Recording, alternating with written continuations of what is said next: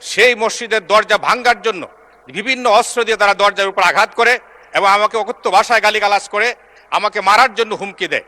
পরবর্তীতে আমি শুনতে পাই যে সেখানে পেশাদার কিলারকে নেওয়া হয়েছিল যাতে আমাকে হত্যা করা হয়। আমি আমার নিরাপত্তা চাই, আমার পরিবারের নিরাপত্তা চাই। আমি পত্রিকায় দেখলাম যে আপনার এই ঘটনায় একটি মামলা হয়েছে এবং পুলিশ 9 জনকে গ্রেফতার করেছে। মাননীয় স্পিকার, পুলিশ যাদেরকে গ্রেফতার করেছেন তাদের মধ্যে একজন শুধু তালিকাভুক্ত আসামি, বাকিরা সরাই নিরপরাধ।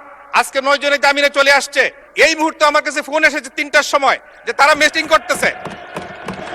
আমি অত্যন্ত দুঃখের সঙ্গে আমি হাউসকে অবগত করছি, গত 24 তারিখ শুক্রবার আমি আমার নির্বাচনী এলাকা 161 নেত্রকোনা 5 আমি আমার সাংগঠনিক কাজে সামাজিক কাজে এলাকায় যাই। কাজ শেষ করে ফেরার সময় আমি একটি ফিলিং স্টেশনে দেখতে পাই প্রচুর গাড়ির ভিড়। তখন আমি স্বাভাবিকভাবে সেখানে দাঁড়ালাম।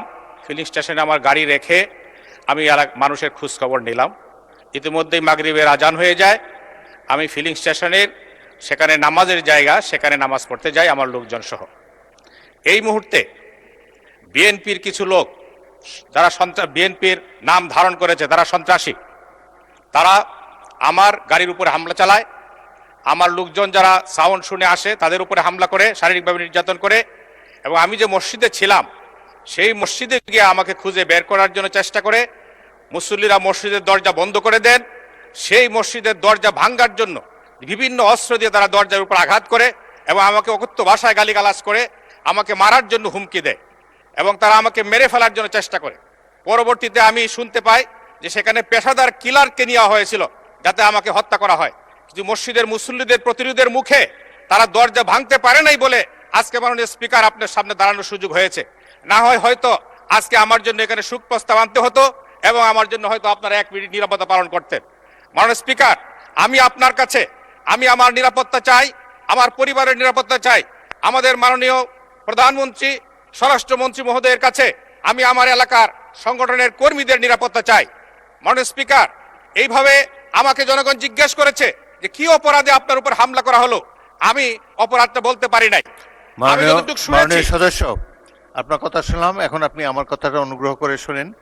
আমি পত্রিকায় দেখলাম যে আপনার এই ঘটনায় একটি মামলা হয়েছে এবং পুলিশ 9 জনকে গ্রেফতার করেছে। মাননীয় স্পিকার, পুলিশ যাদেরকে গ্রেফতার করেছেন তাদের মধ্যে একজন শুধু তালিকাভুক্ত আসামি, বাকিরা সরাই নিরপরাধ। আজকে 9 জনের জামিনে চলে আসছে।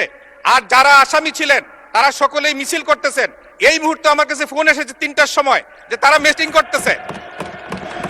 ওকে, মাননীয় সদস্য, অপরাধীরা ঘুরে বেড়াচ্ছে। মাননীয় স্পিকার, আচ্ছা, আমি মাননীয় এসপি মহোদয়কে বলেছি যে অপরাধীরা প্রকাশ্যে ঘুরে বেড়াচ্ছে কিন্তু তাদেরকে গ্রেফতার করা হচ্ছে না, তালিকাভুক্ত আসামিদেরকে।